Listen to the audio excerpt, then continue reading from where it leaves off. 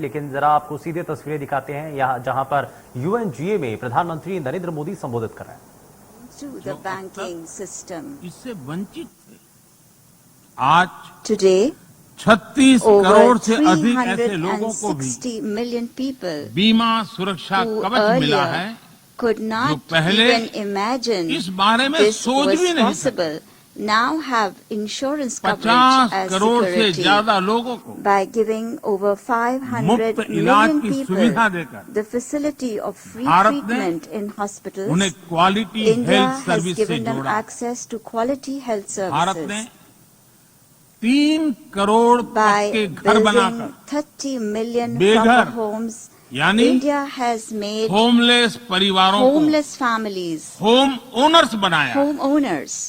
अध्यक्ष महोदय, Mr. President, प्रदूषित पानी polluted water भारत ही नहीं is a very big पूरे problem, विश्व not just for और India, खासकर but for the entire गरीब और world, and in विकासशील देशों particular की for poor and बहुत developing बड़ी countries. समस्या है। भारत में इस चुनौती से निपटने के लिए In order to address this हम challenge 17 in करोड़ से India, अधिक घरों we तक are carrying out a very big pipe से campaign to ensure साफ that पानी piped पहुंचाने का clean बहुत water बड़ा अभियान reaches चला रहे हैं। over 170 million विश्व homes. की बड़ी बड़ी संस्थाओं ने Reputed institutions of the ये world माना है have कि said किसी भी देश के विकास के लिए वहां के नागरिकों के पास जमीन और घर के प्रॉपर्टी राइट्स यानी ओनरशिप का रिकॉर्ड होना बहुत जरूरी है। दुनिया के बड़े बड़े देशों में बड़ी संख्या में ऐसे लोग हैं जिनके पास जमीनों और घरों के प्रॉपर्टी राइट्स नहीं है। आज हम भारत के 6 लाख से अधिक गांवों में ड्रोन से मैपिंग कराकर करोड़ों लोगों को उनके घर और जमीन का डिजिटल रिकॉर्ड देने में जुटे हैं। ये डिजिटल रिकॉर्ड प्रॉपर्टी पर विवाद कम करने के साथ ही access to credit, bank loan तक लोगों की पहुंच बढ़ा रहा है। अध्यक्ष महोदय, आज विश्व का हर 6ठा व्यक्ति भारतीय है। जब भारतीयों की प्रगति होती है तो विश्व के विकास को भी गति मिलती है। When India grows, the world grows. When India reforms, the world transforms. Bharat में हो रहे साइंस और टेक्नोलॉजी आधारित इनोवेशंस विश्व की बहुत मदद कर सकते हैं। हमारे टेक सॉल्यूशंस का स्केल और उनकी कम लागत दोनों अतुलनीय है। हमारे यूनिफाइड पेमेंट इंटरफेस यूपीआई आज भारत में हर महीने 350 करोड़ से ज्यादा ट्रांजैक्शन हो रहे हैं। भारत का वैक्सीन डिलीवरी प्लेटफॉर्म कोविन एक ही दिन में करोड़ों वैक्सीन डोज लगाने के लिए डिजिटल सपोर्ट दे रहा है। अध्यक्ष महोदय, सेवा परमो धर्मः, सेवा परमो धर्मः को जीने वाला भारत सीमित संसाधनों के बावजूद भी वैक्सीनेशन डेवलपमेंट और मैन्युफैक्चरिंग में जी जान से जुटा है। मैं यूएनजीए को ये जानकारी देना चाहता हूं कि भारत ने दुनिया की पहली डीएनए वैक्सीन विकसित कर ली है, जिसे 12 साल की आयु से ज्यादा के सभी लोगों को लगाया जा सकता है। एक और mRNA वैक्सीन अपने डेवलपमेंट के आखिरी चरण में है। भारत के वैज्ञानिक कोरोना की एक नेजल वैक्सीन के निर्माण में भी जुटे हैं। मानवता के प्रति अपने दायित्व को समझते हुए भारत ने एक बार फिर दुनिया के जरूरतमंदों को वैक्सीन देनी शुरू कर दी है।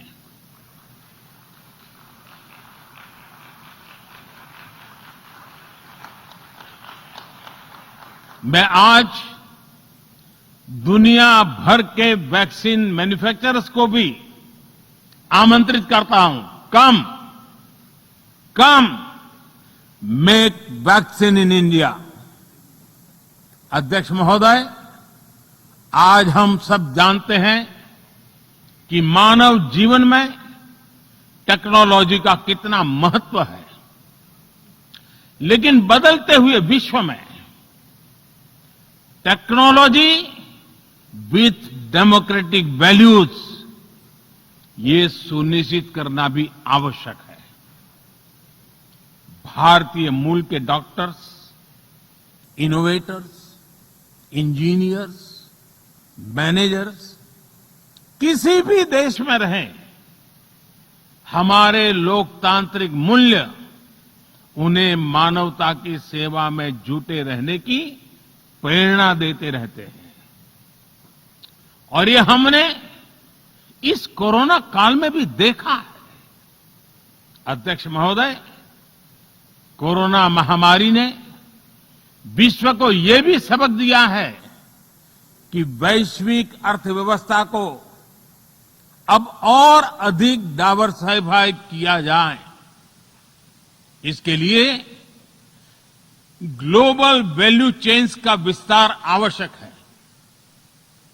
हमारा आत्मनिर्भर भारत अभियान इसी भावना से प्रेरित है। ग्लोबल इंडस्ट्रियल डाइवर्सिफिकेशन के लिए भारत विश्व का एक लोकतांत्रिक और भरोसेमंद पार्टनर बन रहा है। और इस अभियान में भारत ने इकोनॉमी और इकोलॉजी दोनों में बेहतर संतुलन स्थापित किया है। बड़े और विकसित देशों की तुलना में क्लाइमेट एक्शन को लेकर भारत के प्रयासों को देखकर आप सभी को निश्चित ही गर्व होगा। आज भारत बहुत तेजी के साथ 450 गीगावाट रिन्यूएबल एनर्जी के लक्ष्य की तरफ बढ़ रहा है। हम भारत को दुनिया का सबसे बड़ा ग्रीन हाइड्रोजन हब बनाने के अभियान में भी जुट गए हैं।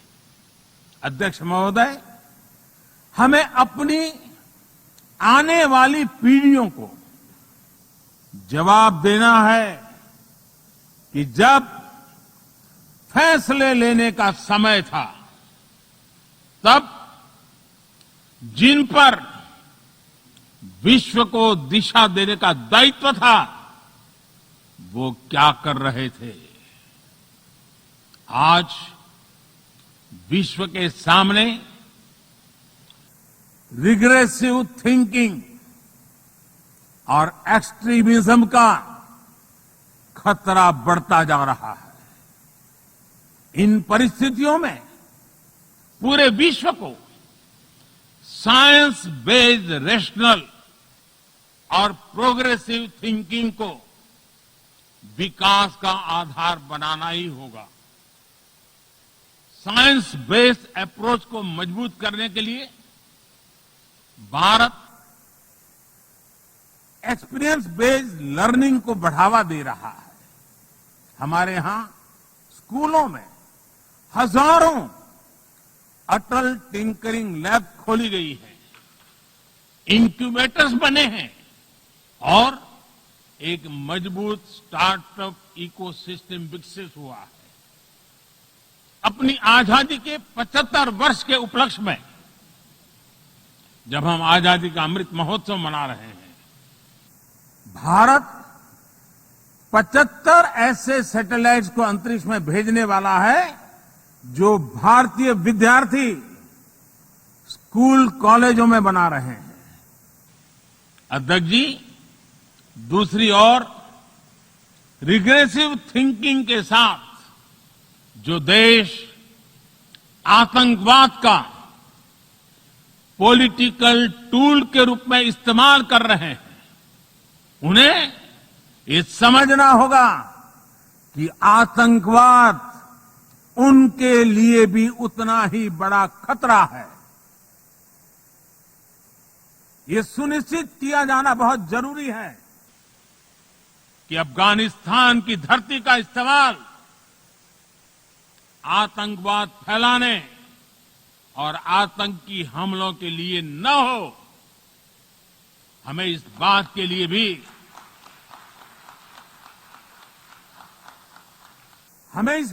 लिए भी सतर्क रहना होगा कि वहां की नाजुक स्थितियों का कोई देश अपने स्वार्थ के लिए एक टूल की तरह इस्तेमाल करने की कोशिश न करें। इस समय अफगानिस्तान की जनता को, वहां की महिलाओं और बच्चों को, वहां की माइनॉरिटीज को मदद की जरूरत है और इसमें हमें अपना दायित्व निभाना ही होगा। अध्यक्ष महोदय, हमारे समंदर भी हमारी साझी विरासत है, इसलिए हमें ये ध्यान रखना होगा कि ओशन रिसोर्सेज को हम यूज करें, एब्यूज नहीं। हमारे समंदर अंतर्राष्ट्रीय व्यापार की लाइफलाइन भी है। इन्हें हमें एक्सपांशन और एक्सक्लूजन की दौड़ से बचाकर रखना होगा। रूल बेस्ड वर्ल्ड ऑर्डर को सशक्त करने के लिए अंतर्राष्ट्रीय समुदाय को एक सुर में आवाज उठानी ही होगी। सुरक्षा परिषद में भारत की प्रेसिडेंसी के दौरान बनी विस्तृत सहमति विश्व को मैरीटाइम सिक्योरिटी के विषय में आगे बढ़ने का मार्ग दिखाती है। अध्यक्ष महोदय, भारत के महान कूटनीतिज्ञ आचार्य चाणक्य ने सदियों पहले कहा था, कालाति क्रमात् काल एव फलम पिबति। जब सही समय पर सही कार्य नहीं किया जाता तो समय ही उस कार्य की सफलता को समाप्त कर देता है। संयुक्त राष्ट्र को खुद को प्रासंगिक बनाए रखना है तो उसे अपनी इफेक्टिवनेस को सुधारना होगा, रिलायबिलिटी को बढ़ाना होगा। यूएन पर आज कई तरह के सवाल खड़े हो रहे हैं। इन सवाल को हमने क्लाइमेट क्राइसिस में देखा है, कोविड के दौरान देखा है, दुनिया के कई हिस्सों में चल रही प्रॉक्सी वॉर, आतंकवाद और अभी अफगानिस्तान के संकट ने इन सवालों को और गहरा कर दिया है। कोविड के ओरिजिन के संदर्भ में और ease of doing business ranking को लेकर वैश्विक गवर्नेंस से जुड़ी संस्थाओं ने दशकों के परिश्रम से बनी अपनी विश्वसनीयता को नुकसान पहुंचाया है। ये आवश्यक है कि हम यूएन को ग्लोबल ऑर्डर, ग्लोबल लॉज और ग्लोबल वैल्यूज के संरक्षण के लिए निरंतर सुदृढ़ करें। मैं नोबेल पुरस्कार विजेता गुरुदेव रविंद्रनाथ टैगोर जी के शब्दों के साथ अपनी बात समाप्त कर रहा हूं। शुभो कर्मपोथे, शुभो कर्मपोथे, ধরো নির্ভয় গান, সব দুর্বল সন্ন্যাস হোক অবসান। अर्थात अपने शुभ कर्म पथ पर निर्भीक होकर आगे बढ़ो, सभी दुर्बलताएं और शंकाएं समाप्त हो। ये संदेश आज के संदर्भ में संयुक्त राष्ट्र के लिए जितना प्रासंगिक है, उतना ही हर जिम्मेदार देश के लिए भी उतना ही प्रासंगिक। मुझे विश्वास है हम सबका प्रयास विश्व में शांति और सौहार्द बढ़ाएगा, विश्व को स्वस्थ, सुरक्षित और समृद्ध बनाएगा। इन्हीं शुभकामनाओं के साथ बहुत बहुत धन्यवाद। नमस्कार।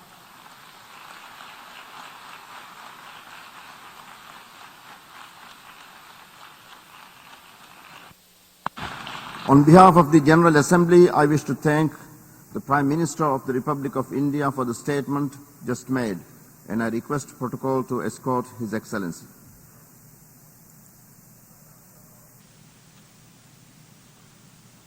I now give the floor to the distinguished representative of St. Lucia to introduce an address by the head of government.